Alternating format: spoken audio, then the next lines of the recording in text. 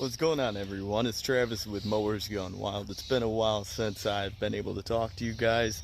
Lots happened. Obviously, we've had a lot of videos since we've had any build videos, just with life itself and the mowers keeping us busy, and let alone trying to get these events going. We got another one coming up September 11th. Just wanted to give that a quick shout out. So this is my 670 build. It obviously looks a lot different. If you follow our page or you follow our videos, you would obviously know that it is no longer gray and it looks a lot different. So my fiance actually helped me make the stencil, paint it, and everything else. We'll do some close-ups of it. This thing's pretty wild. I dress up as a Tiger King, so if you ever see Tiger King, I wear a costume and I ride this thing. It's Tiger King on his Predator, so I just thought it was funny. It's cool, you know. I absolutely love it. This thing is a really fun mower. It is nowhere near perfect. It's not even the top contender as much as I want it to be, and that's kind of what this video is about. I want to be able to talk about what I want to do to it, and kind of curious what you guys think. So feel free to leave a comment. Feel free to message us. We're on Facebook, Mowers Gone Wild, and you know, let me know. Alright, so here is my Predator 670 build. I named this mower Predator. It is designed to look like a tiger, so when Tiger King is riding his Predator, it looks like he is riding his tiger. It is meant to be flashy. It is meant to just capture your attention.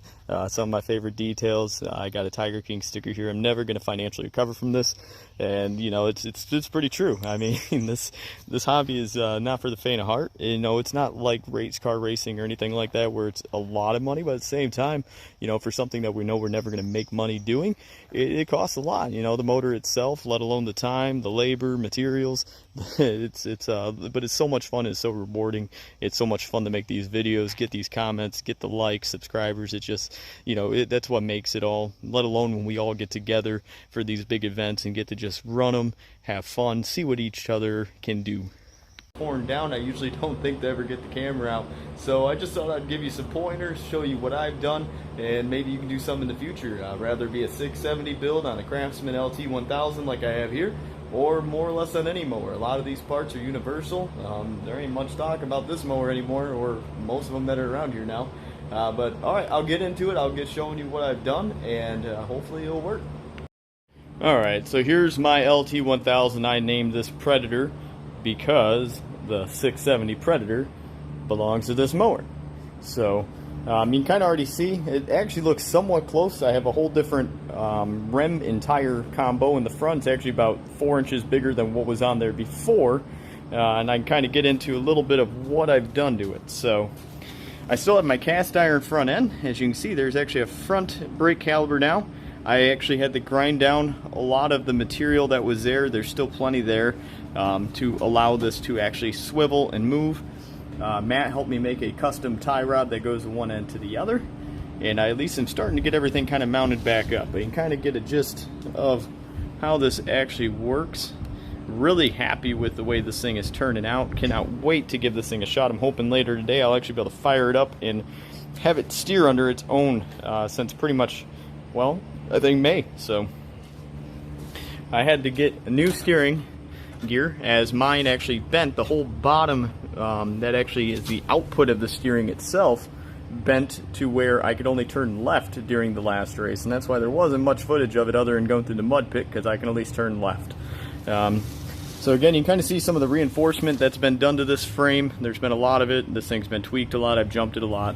While I have this thing apart, I'm at least going to get these headlights adjusted and straightened back up. But here's the spindles. Got these off eBay. It's actually a whole kit. The hubs, the spindle, and the brakes. I think it was 120, something like that, all together. It is on a hand lever brake. I haven't quite decided what I'm going to do with that, if I want to leave a hand lever or if I want to make some sort of bracket so when I push this in, it pushes it in. So I'm still going to come up with that, but regardless, I'm going to have brakes now. But you can kind of see what's going to happen here. Again, I have decent steering. I could take a little bit more off on this end to allow a little bit more angle, but I think for what I do and for the way this thing is going to run, I think this is going to be about perfect. But again, I got the steering mechanism all back together. I have to make a custom tab to come off, so that way it can go down and link to that, so when you turn the steering wheel, it will turn this back and forth. So I'm getting there. A lot of custom parts to this thing's been done. This thing's been totally overhauled. But that's kind of the process that I'm in, and I will get a video back together once that I have the steering and everything all hooked up to kind of show what the mechanisms I used, what stock I could use, what I had to make. But so far I was able to use a cast iron front end that I just bought off eBay for this, mounted it in there. I really like the cast iron over the stamp for how much weight and how hard I bounce this thing in the front, let alone jump it. So, but everything's been holding up really well. Been, again, really happy with it. I'm ready to get it all bolted back up and see how these spindles hold up and how these front brakes actually slow this machine down. So hopefully I can corner better and be a lot more dependable, and hopefully do really well in this coming race September 11th. So, alright, so now I got the motor back on. I have steering, wheels are on. It is not wired up, it is not ready to go. I do not have the torque converter back on, the chain's not hooked up, and I have not located where I want to put the handbrake at. But it is a huge progress, a lot's been done, a lot's going on, and I'm happy. I'm hoping by the end of the day this thing will be running, purring, and steering. So let's go take a look. Alright, so here we go. Lights are actually now more or less fixed. We have the calipers. We now have steering, tie rod is hooked up. This is just the brake line for when I'm going to assemble that. So now we'll take a peek at what we did. So I made a custom bracket to go to the stock steering arm that all bolts together. So now when we turn the wheel, so do they.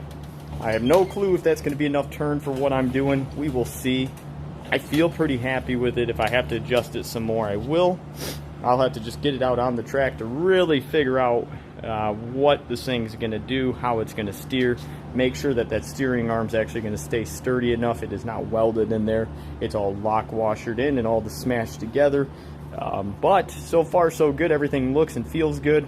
It's the most progress I've made on this thing since May 29th, so I'm excited. I hope that you guys are following along, that you guys get some ideas for your next builds to be able to put some front spindles on and actually have some front brakes, make these things a little safer, especially when you're doing with what we do with them, and racing them around a track. And it's nice to be able to have some brakes. So alright, so Predator is all back together. I've already started it, but I have not drove it yet. So everything is all wired back up. Everything is good to go. I believe the steering is about as true as it's really going to get. I know the front bumper's a little crooked. The steering is now working. Need to get the hood and everything back on. I have the brake mounted. So I just push that down. The brakes will be applied. We're going to give her a test run. We're going to see how she goes. But that's kind of the stance now of everything. I'm really digging it. I'm really, really liking the way this build has come. I'm loving the brakes, but everything is all back up, ready to go, and we're gonna go give her a whirl. So let me know what you guys think. Alright, so we got it running. Let's give you the first test ride during the day. The steering, brakes, everything. I got it done about 9:30 last night, and everything worked just like I wanted. It's never tracked better. It steered really good, even though I got limited steering. The brakes were slowing it down. I'm not going to say they're fully coming to a stop, but it's way better than what I've ever had. It performed just amazing. So I'm going to take it around some of the first hot laps around the track, and we'll see what it does.